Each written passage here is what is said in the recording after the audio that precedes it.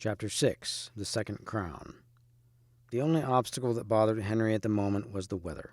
The coast of Normandy was dark with storms, rain, and sleet. Howling winds churned the English Channel. It seemed that the skies would never clear as Eleanor and Henry waited impatiently for a shift in the weather. After a month, Henry could stand it no longer. He had a crown to claim, and this miserable channel, less than 100 miles across, was holding him up. Defying the stormy seas and gales, he ordered his fleet to set sail. Calling on God to protect them, he led Eleanor, now pregnant again and carrying her little son in her arms, aboard the royal galley. For more than 24 hours the ships were tossed on the rough channel waters, their feeble lantern lights lost to each other in the murky dark. But the next day all landed safely, though scattered, on the shores of England. That Eleanor and Henry had braved such storms at all and had landed successfully seemed a miracle to the English. It was a good omen, and the English were full of admiration and thrilled at the prospect of a king and queen who had such courage and fortitude. Amidst a cheering, swelling crowd, the couple rode to London, where hasty preparations for the coronation at Westminster Abbey had been made. Henry was in a hurry, he was always in a hurry, and the English had no time to renovate the dilapidated Abbey church, all but ruined in the recent civil wars. But the ceremony itself was splendid.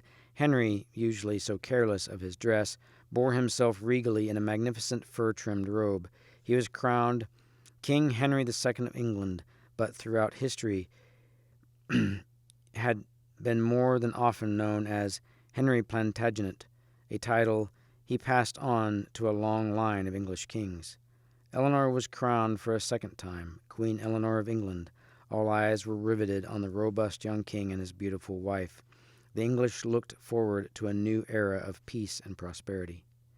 The nearby royal palace of Westminster was in even worse condition than the Abbey, so the king and queen stayed temporarily across the Thames River in a royal manor house. From here they had a fine view of the crowded city, the imposing Tower of London built by William the Conqueror, and St. Paul's Cathedral still under construction. Eleanor found London unlike any city she'd ever seen. Perhaps it was the climate and the people that seemed so different. Though London was even colder than Paris, the hearty, red-cheeked people were not bothered by the weather. In the bitter cold of winter, Eleanor saw an unusual sight: young men and boys gliding on frozen ponds and marshes, using horses' shin bones strapped to their boots for skates. They propelled themselves swiftly forward by striking poles into the ice. In warm weather, Eleanor could watch another odd sport from London Bridge: boys tilting in small boats. Standing in the prows and holding lances, they sped toward a target, a shield hanging from a pole. If they hit the target and remained standing, they were applauded. More often than not, they plunged into the river amid uproarious guffaws from the onlookers. City life was busiest along the waterfront, where ships loaded and unloaded at the endless rows of docks and wharfs. The smell of fish, wool, and beer hung in the foggy air. Shops and drinking taverns aligned the streets. The most populous place was a public cook shop near the river, always open and ready with a hot meal day or night. Cheap meals of coarse meats and fish for the poor, delicate venison or quail for the rich. London was as full of merchants as Paris was of students. It had a prosperous look, its men intent on work and business, but full of vigor and good cheer. Eleanor found the English more friendly and hospitable than Parisians, but London seemed to her a man's city. She saw no signs of frivolity, no troubadours or wandering minstrels. She realized that London could stand some changes, but she made no complaints. Eleanor was more of a doer than a complainer, and there was plenty of time to change things. Right now, with Henry at her side, she was happy and content. Within a few months of their arrival, Eleanor had a second son, whom they named Henry. Soon Eleanor, who bounced back from every childbirth with her usual vitality and good health, was put to the test of keeping up with her even more energetic husband. Shortly after her second childbirth, she was off with Henry on one of his many strenuous trips to check up on his new kingdom. As on travels with her father long ago in Aquitaine, Eleanor and Henry gathered up and took along their entire household, some 200 persons, including the 2 babies and all their belongings. Henry, so restless that he never sat down except to eat a meal or ride a horse, often made things difficult. He refused to stick to any normal routine and acted on sudden impulse. If he ordered his courtiers to be ready to leave at dawn, he might sleep until noon. If he planned to leave at noon, he was sure to be up at sunrise shouting orders to his men, who frantically scurried around half asleep trying to load wagons and harness horses. Despite the pandemonium caused by his sudden changes, Henry did a thorough job of bringing order to England, so scarred by recent warfare. He and Eleanor took note of ruined farms, meadows full of weeds and brambles, forests full of poachers and robbers, deserted villages, and castles leveled almost to the ground. Lawlessness confronted them everywhere. Eleanor had learned about church law in Paris. Now she learned about the laws of the people in England. What a jumble they were. Laws differed from village to village. Many people didn't know what land they owned. Criminals went unpunished. Innocent men were hanged. To find out the guilt or innocence of an accused person, crude, old-fashioned trials by combat or ordeal were still common. It was believed that these showed God's judgment. When a woman was accused of a crime, she had to carry a red-hot iron for 3 paces. If at the end of 3 days her burn was still at least the size of half a walnut, she was declared guilty. In trial by combat, the accused had to fight against his accuser. The loser, if not already dead, was guilty and straightway sent to the gallows. Henry offered a fairer, more logical type of trial by jury, which in those days meant using 12 honest men who knew the facts and people involved to swear on the guilt or innocence of the accused. This was a better way to find out the truth and surely closer to God's judgment. As Henry and Eleanor traveled from town to town, people were invited to bring their complaints directly to the royal court for trial. Seeing the king in person and often the queen beside him gave the people confidence in the king's justice. Henry's trials by jury became popular. The decisions of his courts were used to decide similar cases and helped make the laws the same throughout England, gradually forming the basis of the English common law.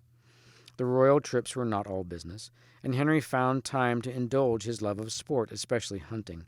Always afraid of getting fat, he felt the need of strenuous exercise. Though Eleanor loved comfort and luxury, she had no trouble keeping up with Henry when it came to roughing it. Her adventures in the wild mountains while on crusade stood her in good stead now. She often followed Henry on horseback into the forest to hunt wild boar, stag, and fox, or went hawking with him along the streams and river banks where quail, wild duck, and partridge were plentiful. Eleanor soon persuaded Henry to have the royal palace of Westminster done over and made livable. Then she refurbished it with her usual taste for elegance, importing tapestries, silk cushions, oil for lamps and incense. She also imported exotic spices for her kitchen and wines from Bordeaux. She could not stand the heavy English beer. Importing wine became a thriving business. Eleanor owned the dock called Queen Hythe, where the wines from Aquitaine were unloaded. Though its elaborate fortified gate and tower are gone, the landing place can still be seen today.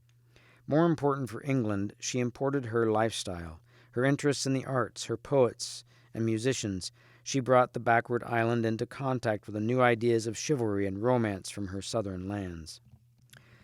Though churchmen, as they had in Paris, raised their eyebrows at the showy young knights and troubadours who frequented Eleanor's court at Westminster, they feared they might contaminate the stalwart English youth. They could not stop her influence. Even church music showed a change since Eleanor's arrival in London, with choirs singing in strange new harmonies that seemed designed to stir the senses, diverting thoughts away from prayer. Under Eleanor's inspiration and patronage, still other and more fanciful versions of the adventures of King Arthur, his knights, and his beautiful Queen Guinevere were set in verse and dedicated to her. It is now thought that the fairy tale Queen Guinevere was modeled after Eleanor herself. Though Henry did not share Eleanor's enthusiasm for love lyrics, he happily patronized the Arthur stories as good propaganda. He hoped that the people would see in him a second glorious King Arthur, with his wise, strong rule and far-flung conquests, and that these stories would lend a special luster to the English crown. Their popularity spread far and wide. With their enchanted castles, magic, and romance, they provided an escape from the harshness of daily feudal life. But Eleanor could not long escape her own strenuous feudal obligations, riding from castle to castle throughout the length and breadth of England, crossing and recrossing the English Channel, more often than not pregnant. Sometimes Henry left her behind as he dashed to the continent to check his other lands, far more difficult to rule than England. Henry's rapidity of movement astounded the French. "He must fly rather than travel by horseback or boat," wrote an odd admirer. Eleanor had to be speedy too, for Henry often summoned her to join him at a moment's notice. When Eleanor was left to rule in Henry's absence, the English found there was more to her than her beauty and interest in the arts. Eleanor had come a long way since her early adolescent years as Queen of France, when she had pushed Louis to many rash deeds to satisfy her whims. She was far more mature now, and she had a real talent for ruling.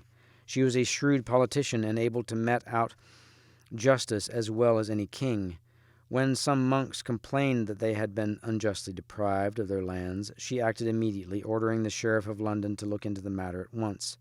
She said that she wanted to hear no more complaints of deficiencies of law and justice, and that she would not tolerate the monks being deprived of anything that belonged to them.